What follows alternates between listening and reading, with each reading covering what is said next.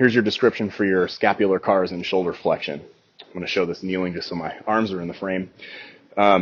This is shoulder flexion.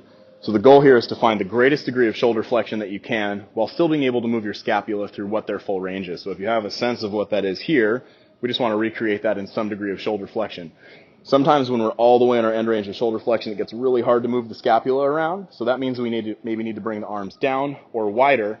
Whatever position you choose, make sure that you don't let that change. So if this is where I'm going to do it, this is where I have my most scapular movement, I'm going to keep my arms in this position. I'm not going to allow my elbows to bend. And I'm going to go through my scapular cars, both directions for whatever the prescribed reps are. Maybe that is overhead. Just remember that we have to be really conscientious of our head movement and our spine movement, which there should be neither of those. So just repeat those in the best shoulder flexion that you can for your prescribed number of reps.